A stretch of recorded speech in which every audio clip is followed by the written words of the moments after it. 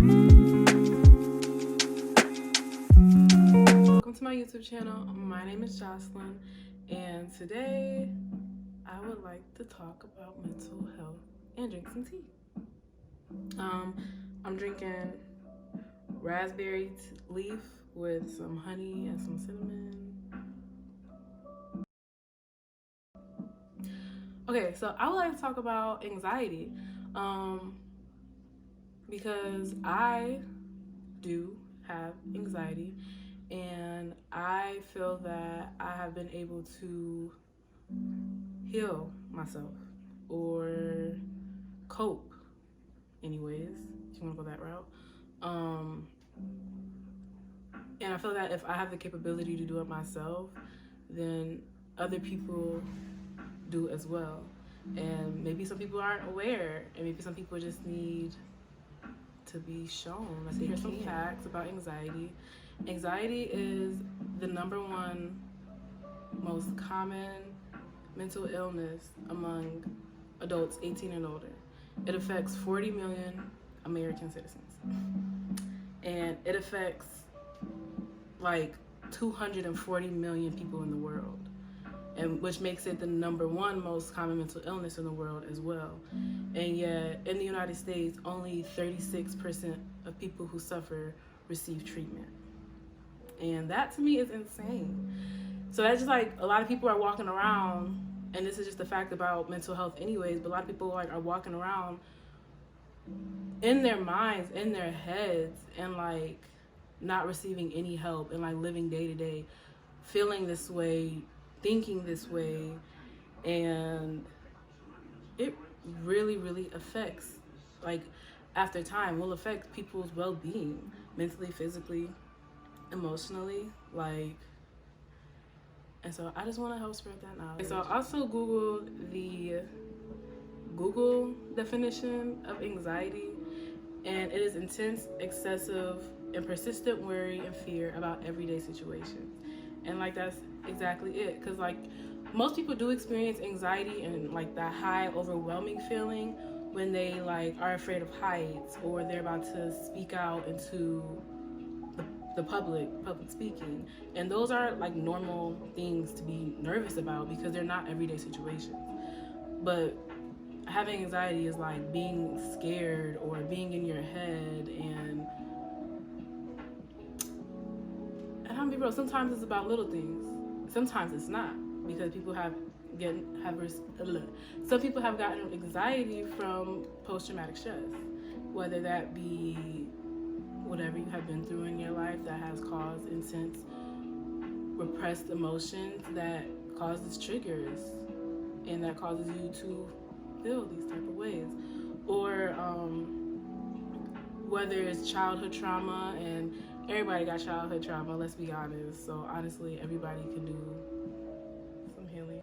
So having anxiety feels like a heavy feeling on your chest. One thing that I always compare it to is I literally do feel like there is an elephant sitting on my chest. I've had days where I wake up and that's the first thing that I feel, and that sets the tone for my day, and it's usually not a good day.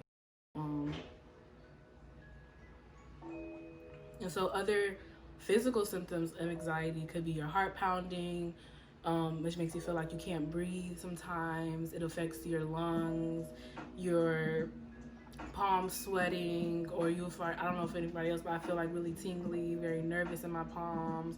My mind and all this feels fuzzy, it feels hot.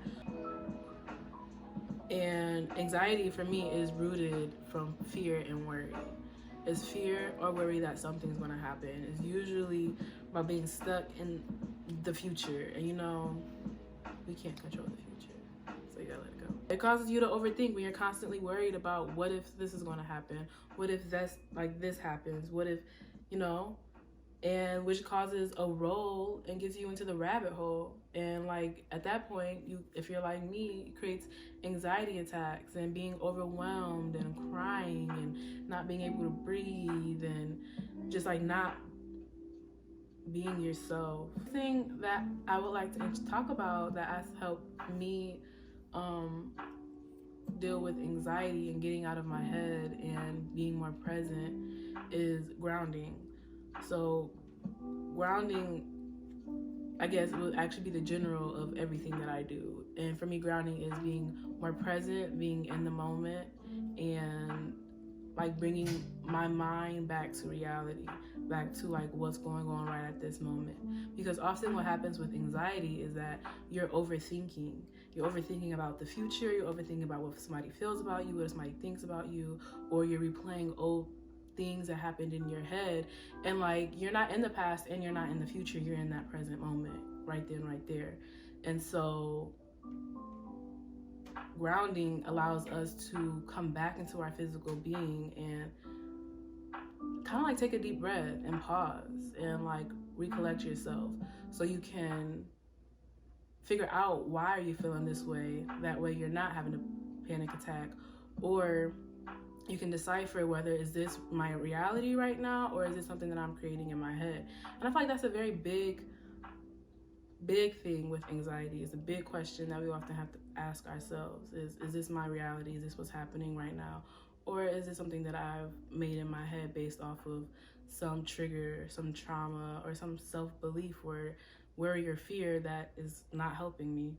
So grounding in general is what I do to help with my anxiety, especially when I go off the rails, because I can go off the rails. I can overthink myself into craziness. Like, I'm not gonna say craziness, but that's how I feel about it myself, is craziness. So 5 things, 6 things that I came up with that I do on an everyday basis to help with my anxiety.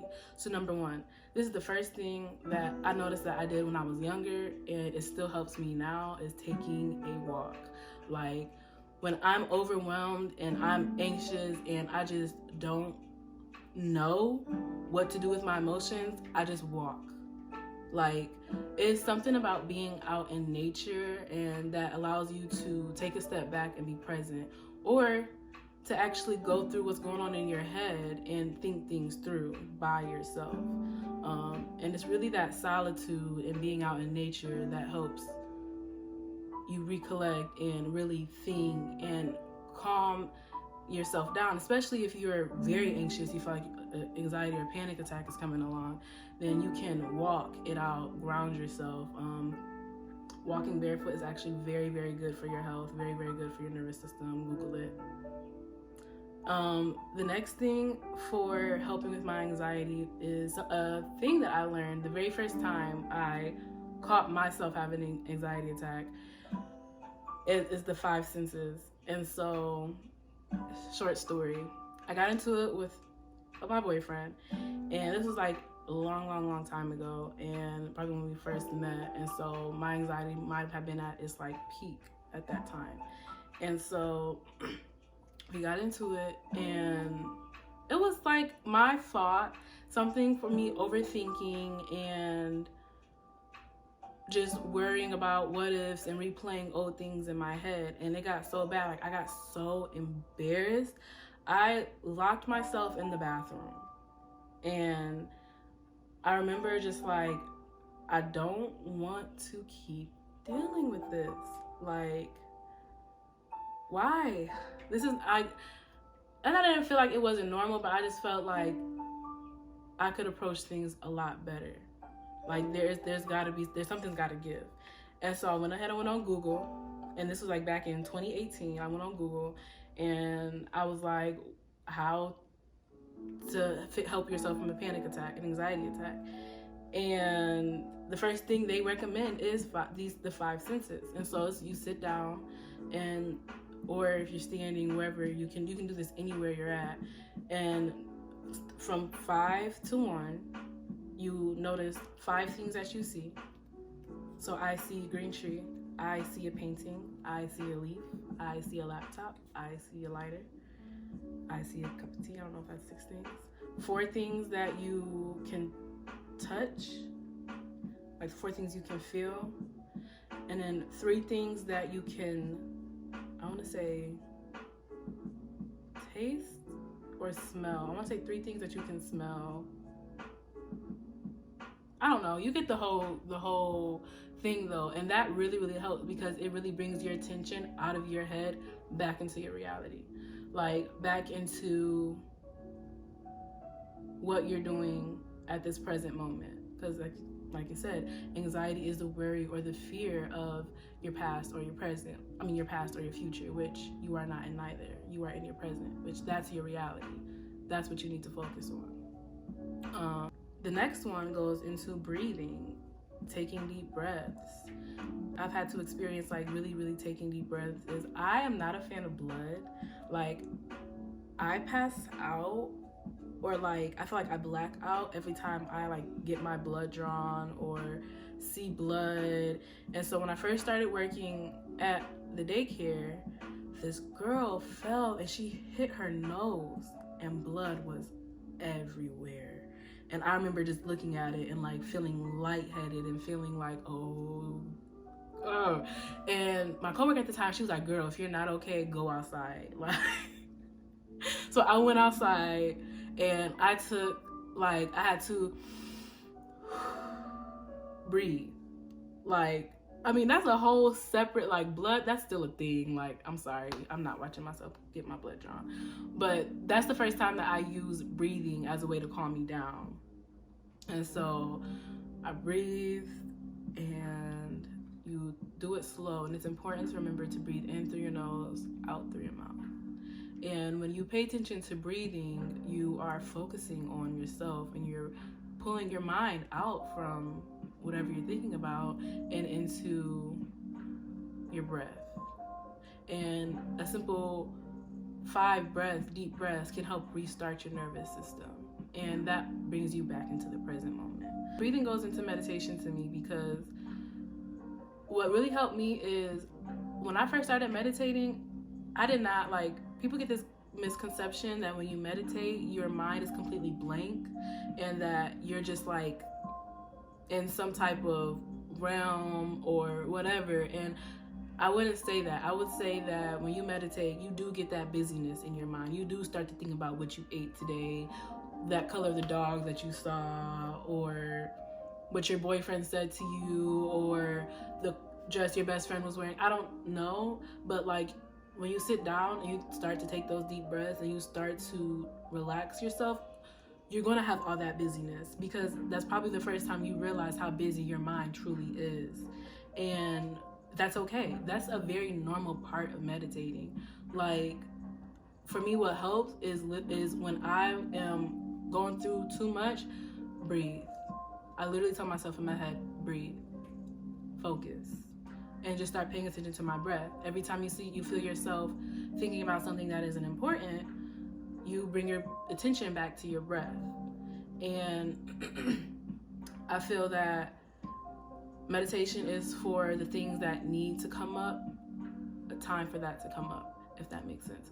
So like, you will have a busy mind, but if you, oh yeah, I remember today that somebody said this to me and I felt very upset. That's an important thing to think about. Why did you feel upset? And that meditation moment, that allows you to have space for yourself to process that, to think about that. And processing your emotions is a huge thing with healing your anxiety, is being able to process and decipher, like, is this my ego, or am I genuinely, like, did that person just straight up disrespect me? Like, yeah, so meditation. And then the last one I'm going to introduce is body movement. So I really, really like body movement because body movement can be anything. You can work out. That has helped. That is a known fact to help with mental health. Like, it makes it better. And so it's because it brings you back. It makes you present. And then it helps build your confidence. And having anxiety is a lot of self-doubt as well. And exercising and working on your body and getting in touch with your body allows you to be more confident, because often when you have anxiety, you have that disconnect from your mind and your body, and that is what also causes a lot of not being able to recognize your emotions. And then some more examples of body movement are yoga, which is one of my favorites, dancing. And dancing is actually known that when you move your hips, it helps release stress because you hold a lot of tension in your hips apparently. So yes, like dancing freely, dancing when nobody's watching, dancing when you're by yourself, dancing when you're with your family. Dancing really helps like release tension, release stress, because it allows you to get out of your mind and just feeling the move of your body, feeling like from fingertips to your toes, like just feeling it. So yeah, those are the things that have helped me really cope with my anxiety. And I say these things because they've allowed me to process. Oh no, I forgot one, my favorite one. I don't know how I forgot it because it's sitting right in front of me. My journal. I think journaling is so important when dealing with anxiety because you are so stuck in your head. You need to get that shit out. Like, you need to. If you can't talk to a therapist, if you can't talk to a friend, if you don't have somebody that you trust that you can talk to, you need to get a journal because it literally pulls everything that you're thinking out into your head onto paper, and it's no longer stuck up there. You got it out and you've released it. And if you really want to, you can burn it and just let it go. I have many journals. I actually keep all of them to just document my growth and just to see where I've come from. This one is almost finished. I got this in June, and I have like maybe 10 more pages left. It's December 19th, so we'll see if it's done by January 1st. But journaling is huge. That's a really big one that I would say, like, if you don't know where to start there. And you don't need a fancy anything. Paper, pen, pencil, and write. If you don't know what to write, I actually have some journal prompts for you. Let me find them. Okay, so I have journal prompts that'll really help that I feel will help you get to the root of your feelings. Because I feel like the biggest thing with anxiety is that, or anything really, is that we are not taught how to, okay, let me put this down because I'm about to get serious. Okay, so I feel like the biggest thing with mental health, period, is that people are not taught on how to deal with it. We're taught how to suppress it. We're taught how to make your life better in this materialistic way. And if you don't deal with that trauma, with that emotion, with that heartbreak, with anything that's going on that made you feel less than yourself, you're going to keep coming around with the same problems. And I feel that they don't teach us how to go, that we need to go to the root of what caused us this emotion that triggers it every time we come into a similar situation. And so these journal prompts that I have are going to help you get to the root of yourself. And I feel like when you get to the root of yourself, you know yourself and you are authentic to yourself. And authenticity is a really big thing with healing anxiety. That is a whole nother video. This is a big thing. Like, it's a lifestyle, because it's something that if you neglect, it's going to come up again and it's going to keep reoccurring. And it's something that you need to dedicate your everyday being to be connected to yourself. So let's finally get into these journal prompts. So 1, how did your family of origin show or withhold love? Because that's exactly probably how you show love and how you receive it and how you would like to receive it. Is how did your family show love? How did it make you feel? Or how did they withhold love? Was there anything that you needed from them that they did not give you? What are you most ashamed of regarding your family or yourself? And these are very hard emotions to work through, so please be patient and kind with yourself when you're going through these. Be very patient, and if you're not ready, it's okay. just go ahead and start by writing how you are feeling today. Get those thoughts on paper. So for example, today I feel this way. And just write. Don't think about what you're writing, just write. And by the end of that time that you come to a pause and you don't know what else to write, or you ran out of paper or whatever, read it back over and see what comes up, and see if there's anything that you're like, oh wow, like that adds up, or okay, so now that we see that we think like this, how can we improve it, or whatever. And sometimes they're not even bad emotions. It's really important to write down your good emotions too, because you cannot have one without the other. So whether you've experienced some sort of trauma or you've disconnected from yourself as a consequence of living in this systematic world that wants you to fit into a box, this is how I've started to heal myself. And it's led into many, many other things, which I hope eventually I will get into as I continue on with this channel. But this is where I started. And this is what these are some things that I would recommend for other people. So thanks for coming to my YouTube channel. Subscribe. Please share if you feel that this can resonate for someone else. If you feel this doesn't resonate with you, cool. Thanks for tuning in. Go ahead, like, comment, subscribe. But if you feel like somebody else could benefit from this, definitely share it along, pass it along, because knowledge is power. Thanks for coming to my TED Talk.